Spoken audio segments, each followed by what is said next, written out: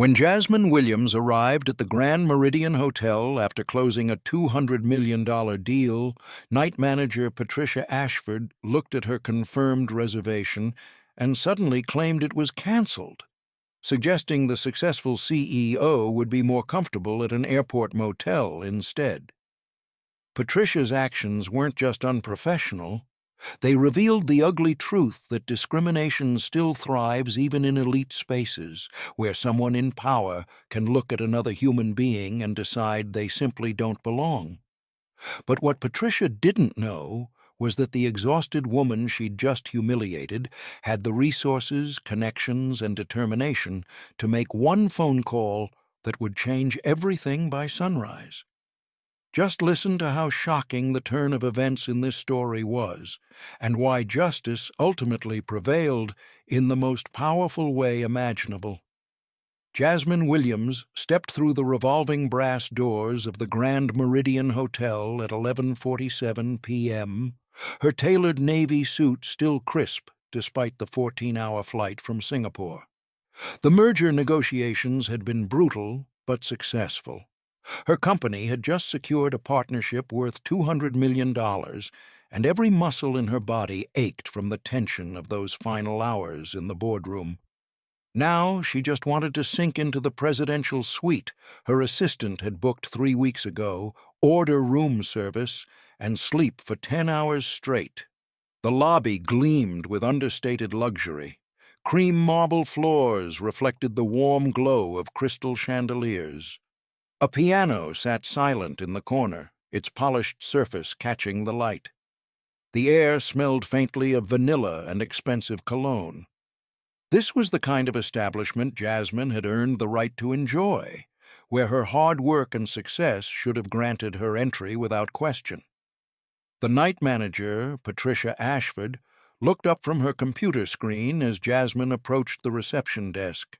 Her blonde hair was pulled back in a severe bun, and her burgundy blazer bore the hotel's gold insignia. Patricia's eyes traveled from Jasmine's expensive leather briefcase to her designer heels, then up to her face, and something shifted in her expression. The professional smile flickered, replaced by something colder, something calculating. "Good evening, checking in," Jasmine said, sliding her ID and credit card across the polished counter. Her voice carried the quiet confidence of someone who'd spent the day negotiating with executives twice her age. Patricia's fingers hesitated over the keyboard. She glanced at the ID, then back at Jasmine's face, as though verifying something that didn't quite add up in her mind. Name? Williams. Jasmine Williams. Presidential Suite. Confirmation number JW2847PS. Patricia's lips pressed into a thin line as she typed, her fingers moving slowly, deliberately. The silence stretched longer than it should have. "I'm sorry." Her voice carried a saccharine edge that made Jasmine's exhaustion sharpen into alertness. "That reservation seems to have been canceled." Jasmine felt her pulse quicken. Canceled? By whom? System error, apparently. Patricia still didn't meet her eyes, focusing instead on the computer screen. "Unfortunately, we're completely booked tonight. There's a major business conference. All our suites are occupied. I made this reservation 3 weeks ago for a confirmed stay. My assistant received email confirmation." Jasmine kept her voice level, professional, but her mind was already racing through the implications. She'd stayed at hundreds of hotels. Reservations didn't just disappear. Patricia's smile was thin, dismissive, and carried an unmistakable message. "Perhaps you'd be more comfortable at the Airport Inn down the road. They're more accommodating to walk-ins." The words landed like a slap. The implication hung in the air like poison, unspoken but devastatingly clear. It didn't matter that Jasmine's briefcase cost more than Patricia probably earned in a month. It didn't matter that she'd just closed a deal that would make headlines in the morning. Patricia looked at her and saw only one thing. Jasmine's spine straightened. She'd built a tech empire from nothing, managed teams across 4 continents, negotiated with venture capitalists and CEOs who tried to underestimate her at every turn. But none of that mattered to this woman. Patricia only saw her skin color and had decided that Jasmine didn't belong in her presidential suite. "Let me speak to your general manager," Jasmine said, her voice quiet but carrying steel. "Mr. Henderson doesn't appreciate being disturbed after midnight for minor booking issues." Patricia's tone suggested the conversation was over. "This isn't minor." Patricia's expression hardened, the pretense of politeness evaporating. "Ma'am, I'm going to have to ask you to leave, or I'll call security." The threat crystallized everything. This wasn't about a booking error. This was about power, prejudice, and a woman who thought she could deny someone their dignity simply because she controlled access to a hotel lobby. Jasmine's hand moved to her phone. Patricia had made a calculation tonight. She'd looked at Jasmine Williams and decided she was powerless. She was about to learn how wrong she was. Jasmine pulled out her phone, her fingers steady despite the rage burning in her chest. She didn't argue further. She didn't raise her voice or demand to speak with corporate headquarters. Those tactics were what Patricia expected, what she'd probably dealt with before and dismissed. Instead, Jasmine simply stepped aside from the reception desk, her heels clicking softly on the marble as she moved toward the lobby's seating area. She scrolled through her contacts and pressed dial. "David?" "It's Jasmine." "Yes, I know what time it is." Her head of research never slept much anyway. "I need information on the Grand Meridian Hotel. Who owns it?" She could hear keyboard clicks through the phone as David worked. Patricia watched from the corner of her eye, still pretending to focus on her computer screen, but her shoulders had tensed slightly. The confidence that had radiated from her moments ago was beginning to crack. "Silverstone Property Group," David confirmed. "Holdings across 12 states. Jonathan Silverstone is CEO. Want me to dig deeper?" "Perfect. Get me Jonathan Silverstone's personal number. Now." Jasmine's voice carried across the quiet lobby. She wasn't trying to be discreet. She wanted Patricia to hear every word. "Give me 90 seconds. Jasmine waited, her gaze steady on Patricia, who was now shifting uncomfortably behind the desk. The night manager's fingers had stilled on the keyboard. She was listening, trying to calculate whether this was real or an elaborate bluff from a woman trying to save face.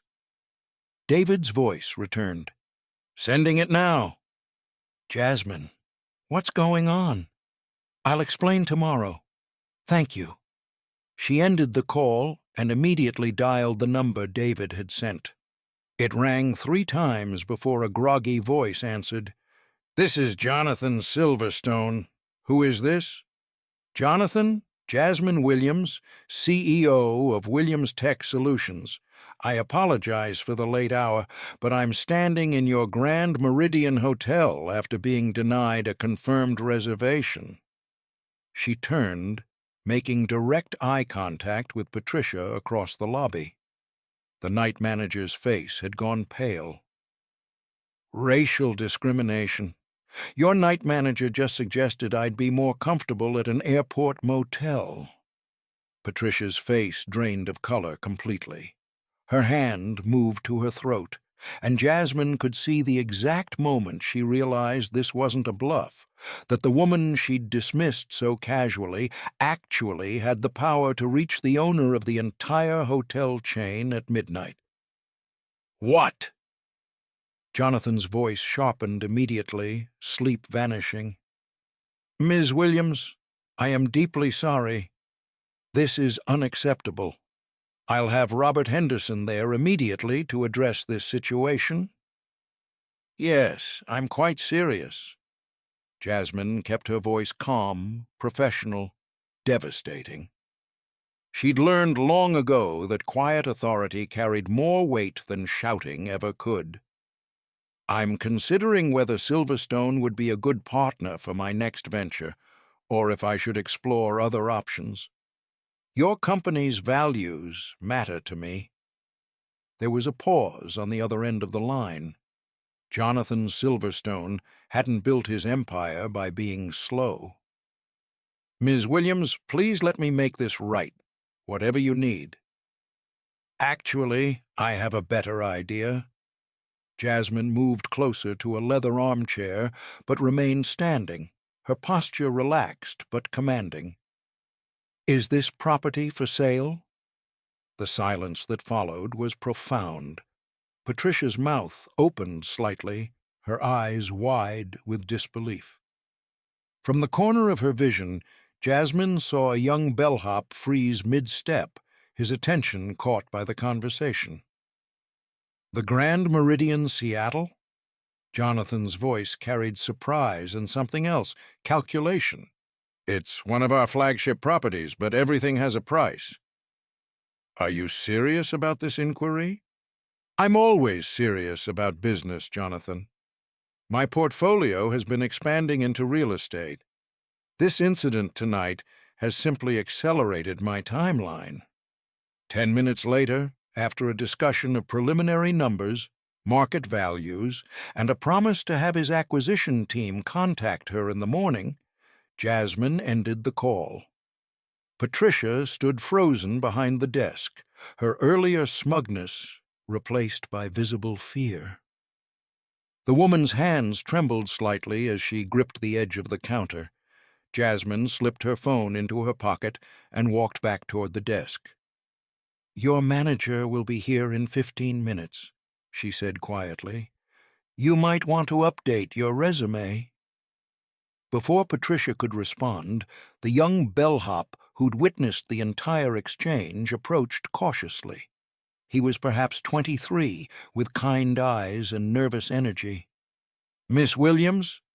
"I'm Marcus. I'm so sorry about what happened. If you want to wait in the executive lounge, I can bring you coffee." His kindness pierced through her anger like light through clouds.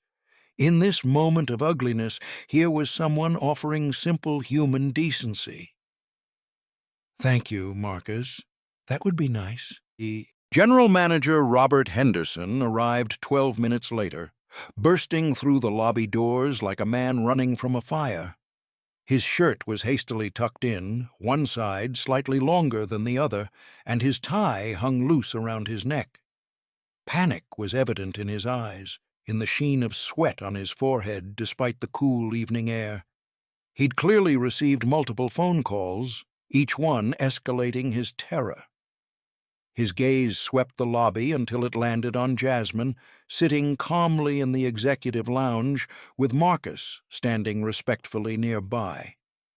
But Henderson wasn't alone. Behind him came Jonathan Silverstone himself, silver-haired and dressed in an immaculate charcoal suit despite the midnight hour. His jaw was set, his eyes blazing with the kind of fury that came from having your reputation threatened. He'd driven here personally, which told Jasmine everything she needed to know about how seriously he was taking this situation. "Miss Williams." Henderson's voice trembled as he approached, his hands clasped together almost in prayer. "On behalf of the Grand Meridian, I offer our deepest—" "Save it!" Jasmine set down her coffee cup with deliberate precision, the porcelain clicking against the saucer. She didn't stand, didn't rush to make them comfortable. She simply looked up at the two men with the same calm authority she'd carried throughout this entire ordeal. "I want to hear from her." She nodded toward Patricia, who stood behind the reception desk, looking like she wanted to disappear into the floor. Patricia's face had gone from pale to ashen. Her earlier confidence had evaporated completely, replaced by the dawning horror of someone who'd made a catastrophic miscalculation. She walked toward them on unsteady legs, her burgundy blazer suddenly seeming too bright, too bold for someone whose world was collapsing. Patricia's mouth opened, closed. Her voice came out as barely a whisper. There was a mistake with the booking system. I didn't mean to—" "No mistake." Jasmine's voice cut through the excuse like a scalpel, sharp and precise. She stood now, her 5'7" frame somehow filling the space with undeniable presence. You looked at me and decided I didn't belong in your presidential suite. You suggested I'd be more comfortable at a budget motel. She paused, letting the words settle. How many others have you treated this way? How many people did you turn away because they didn't fit your narrow definition of who deserves respect? The question hung in the air. Marcus shifted uncomfortably nearby, his expression suggesting he knew the answer. Henderson's face reddened with shame and anger. At Patricia, at the situation, at the liability now standing in his lobby. "I'm sorry," Patricia whispered, tears streaming down her face now. But Jasmine recognized those tears for what they were. They weren't tears of genuine remorse for the hurt she'd caused. They weren't tears of shame at her own prejudice. They were tears of someone caught, of consequences finally arriving after years of getting away with casual cruelty. They were tears of self-pity. Silverstone stepped forward, his voice hard and final. "Ms. Williams, Patricia Ashford is terminated effective immediately. We will conduct a full investigation of our booking practices and implement mandatory training across all properties. Please accept—" "Jonathan." Jasmine turned to face him directly, her presence commanding the room in a way that made even the wealthy property magnate pause. "We spoke about a sale. I'm prepared to make an offer on this property. Tonight." The lobby fell into stunned silence. Henderson's jaw dropped, his eyes darting between Jasmine and his boss. Patricia swayed on her feet, gripping the back of a chair for support. Even Marcus's eyes widened, though a small smile played at the corner of his mouth. "The entire hotel?" Silverstone asked carefully, his business instincts overriding his surprise. He was a deal-maker first, and he recognized another one when he saw them. "The entire building, actually. I noticed you own the full complex, hotel and the office floors above. 23 floors total." Jasmine's voice carried the confidence of someone who'd done her research in the span of a phone call. "My company needs to expand our West Coast headquarters anyway. The location is ideal."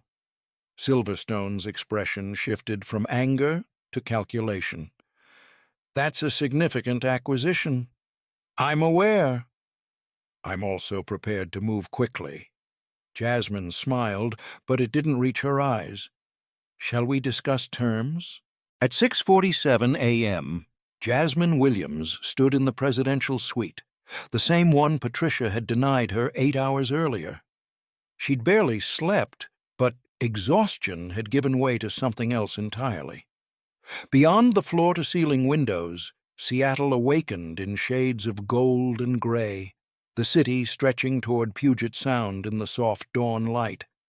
The merger papers sat completed on the mahogany desk, signatures still drying on documents that had been drawn up in record time. The Grand Meridian, all 23 floors, now belonged to her. She ran her fingers along the window frame, feeling the cool glass beneath her palm. Last night she'd been a woman denied entry. This morning she owned the building. Her phone buzzed. "Marcus, the kind bellhop from last night." She answered immediately. "Miss Williams? I heard the news. I just wanted to say thank you." His voice carried emotion that threatened to break through. Patricia fired my sister last month. She claimed it was performance issues, but everyone knew it was because Keisha wouldn't tolerate her comments. She stood up to Patricia one too many times. He paused, collecting himself. You just changed everything for people like us who work here. Jasmine closed her eyes, absorbing his words.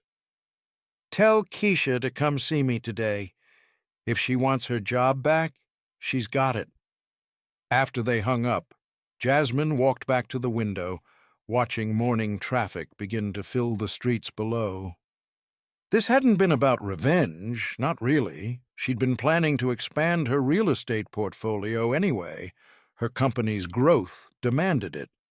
Jonathan's asking price had actually been fair, perhaps even slightly below market value given his desperation to contain the situation. But the timing, the symbolism, the message it sent, that mattered more than any balance sheet could capture. Her first order as owner would be implementing new hiring practices, comprehensive diversity training, and an anonymous reporting system so employees could flag discrimination without fear. Patricia's termination would be the first of many changes, but far from the last. Her assistant called at 7 a.m. sharp. Jasmine, the media got wind of the story. It's everywhere. Social media is going wild. They're calling it a modern David and Goliath tale. Jasmine smiled faintly, pouring herself coffee from the Sweets premium machine. It's not about giants and underdogs. It's about knowing your worth and having the power to prove it. That afternoon, she held a meeting with all hotel staff. Faces both anxious and hopeful filled the conference room. Housekeepers, bellhops, concierge staff, kitchen workers, managers. She saw Marcus in the third row, sitting next to a woman who had to be Keisha, both of them looking at her with something between hope and disbelief. The room hummed with nervous energy. Change starts today, Jasmine began, standing at the front without notes or podium between her and them. Not just in policy, but in culture. This hotel will be a place where everyone, guests and employees, is treated with dignity, where excellence is recognized regardless of who you are or what you look like. She paused, making eye contact with people throughout the room. Patricia Ashford taught me something last night. She reminded me that discrimination still exists, even in spaces that claim to be elite and enlightened, but she also gave me an opportunity to do something about it. As she spoke, she watched an understanding dawn across the faces before her. This wasn't just about one night manager's prejudice, it was about systemic change, about using power and privilege to lift others up, about transforming a moment of humiliation into lasting impact. She saw Keisha wipe tears from her eyes, saw Marcus sit up straighter, saw hope replace fear across dozens of faces. By evening, as golden light once again filled the presidential suite, the space felt less like a trophy and more like a beginning.